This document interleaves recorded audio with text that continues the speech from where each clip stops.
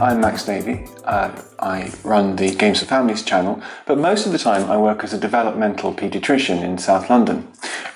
I've always been very interested in the importance of play for child development, and as I got into board games, I wondered how these fit in. So I've done a little bit of reading around and thinking, and I asked Tom if I could put some videos up on the channel on this subject, and he graciously agreed. Thank you, Tom.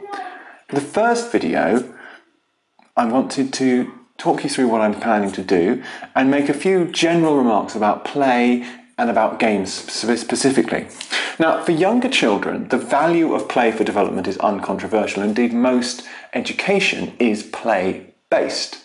However, when you get to about 5 or 6, at least in the UK, play is relegated to the spaces between lessons. It's an unstructured thing that happens, has nothing to do with education. It's a break from education. At home, it becomes increasingly digitized. And the question is whether this matters. I think it does, but I think in order to understand why, we need to understand what it is that's important about play in those early years. Actually, the question is what play is useful play. Solitary, repetitive, mechanical play is not nearly as useful as social, imaginative play, which is varied in content. And the key to why this social play is important is a kind of challenge, pushing you from a social point of view, from a cognitive point of view, from an organizational point of view, to develop your skills.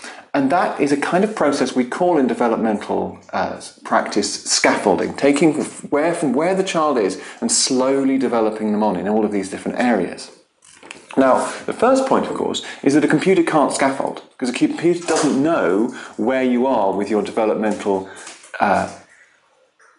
skills. And the second point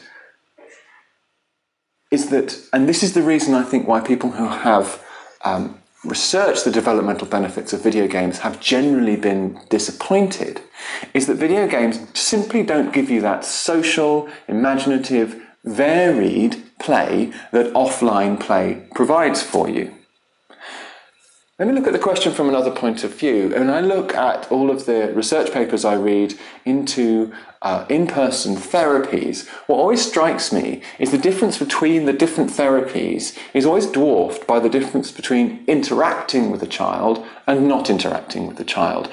It seems that there's something about the process of doing a task or an activity with a child with a supportive adult who is scaffolding this child from where they are to where they need to be, which is in itself beneficial. And so it strikes me that that's what we're doing when we're playing a game with a child. This is not an anti-video game video. I enjoy them, and they do have some social aspects, but I do think that tabletop play has inherent developmental advantages over video games, partly because it's a more challenging experience. That may seem funny to some of you, because playing a board game may be as easy as dressing for a lot of you, and maybe for a few of you easier than dressing. But for children, especially those with special needs, there are significant challenges. There are linguistic challenges in understanding all the verbal information.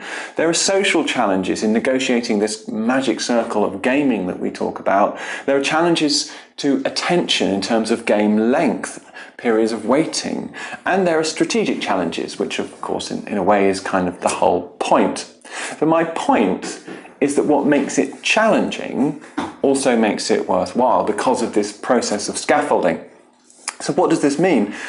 Firstly, and importantly, if you're getting a child to play a game with you at a table, you are probably doing them some developmental benefit. It doesn't really matter what the game is, it's the fact, this process of engagement, of learning games, of engaging in them and managing the social interactions is itself beneficial.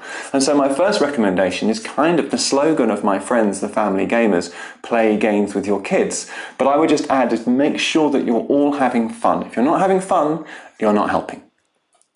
Secondly, I think it does help to adapt the play experience to the particular developmental level of who's at play, whether it's in terms of their cognitive level or their attention level or their linguistic level.